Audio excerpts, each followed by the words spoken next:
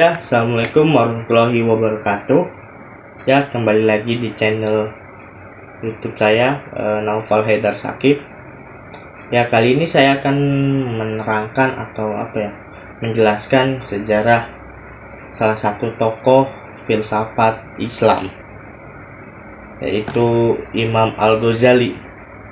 Ya, di sini riwayat hidup beliau bernama Muhammad bin Ahmad Al-Tusi Abu Hamid Al-Ghazali. Ayah beliau adalah seorang pengrajin kain suf yang dibuat dari kulit domba dan menjualnya di pemeliharaan kedua anaknya kepada temannya dan kalangan orang yang baik.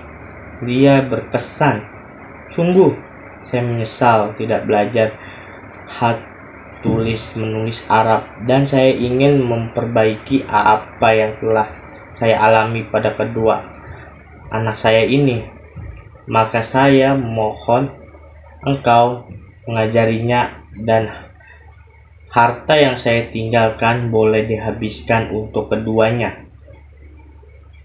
Beliau pun bercerita bahwa ayahnya seorang fakir yang soleh, tidak memakan kecuali hasil pekerjaannya, dan kerajinan membuat pakaian kulit. Beliau berkeliling mengunjungi ahli fikih dan bermajelis dengan mereka serta memberikan nafkah semampunya.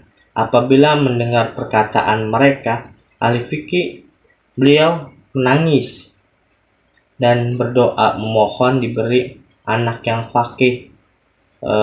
Apabila hadir di majelis ceramah nasihat, beliau menangis dan memohon kepada Allah Ta'ala untuk diberikan anak yang ahli dalam ceramah nasihat.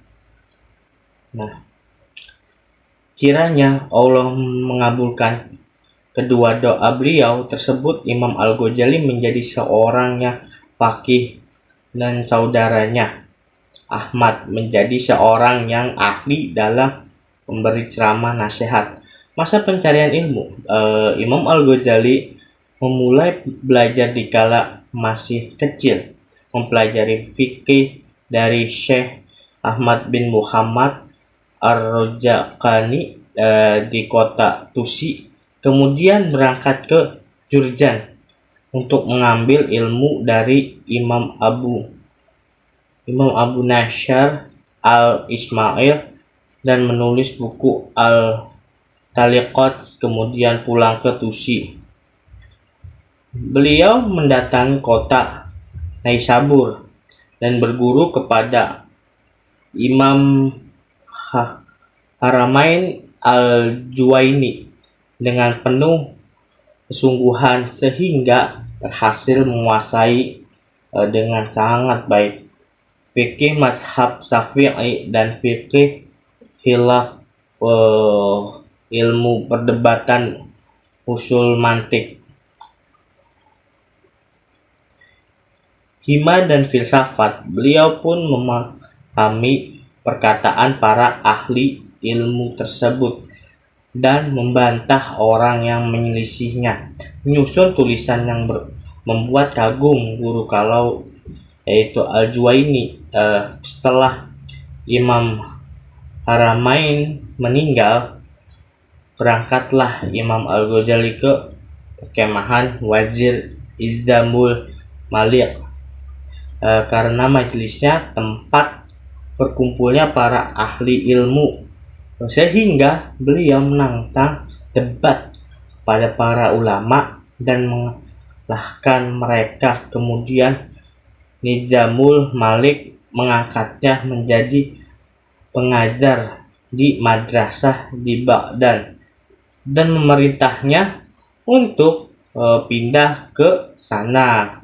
Maka pada tahun 484 Hijriah beliau berangkat ke Baghdad dan mengajar di Madrasah An-Nizamiyah dalam usia 30 tahun. Disinilah beliau berkembang dan menjadi terkenal mencapai kedudukan yang sangat tinggi. Ya, yang selanjutnya, keraguan, kedudukan dan ketinggian jabatan. Beliau ini tidak membuatnya congkak dan cinta dunia. Bahkan dalam jiwanya berkecamuk polemik perang batin yang membuatnya senang menekuni ilmu kezuhudan, sehingga menolak jabatan tinggi dan kembali kepada ibadah ikhlas dan perbaikan jiwa. Pada bulan Zulqa'dah tahun 488 Hijriah, beliau berhaji dan mengangkat saudaranya yang bernama Ahmad sebagai penggantinya. Pada tahun 489 Hijriah, beliau masuk kota Damaskus dan tinggal beberapa hari, kemudian menziarahi Baitul Maqdis beberapa lama dan kembali ke Damaskus, beritikaf di menara barat Masjid Jami Damaskus. Beliau banyak duduk di pojok tempat Syekh Nasr bin Ibrahim al-Maqdis di Masjid Jami Uwawi yang sekarang dinamai Al-Ghazaliyah. Tinggal di sana dan menulis kitab Ihya Ulumuddin, Al-Arba'in Al-Khassas, dan kitab Mahakun Nazar, melatih jiwa dan mengenakan pakaian para ahli ibadah. Beliau tinggal di Syam sekitar 10 tahun. Nah, selanjutnya akhir hidup. Ketika Wazir Fakhrul Mul menjadi penguasa Khurasan, beliau datang ke Naisabur dan mengajar di madrasah. Dipanggil hadir dan diminta tinggal di Naisabur sampai akhirnya beliau An-Nizamiyah beberapa saat.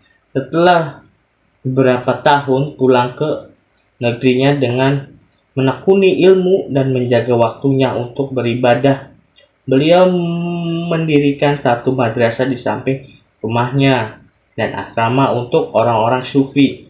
Beliau habiskan sisa waktunya dengan menghantamkan Al-Quran, berkumpul dengan ahli ibadah, mengajar para penuntut ilmu, dan melakukan sholat dan puasa serta ibadah lainnya sampai meninggal.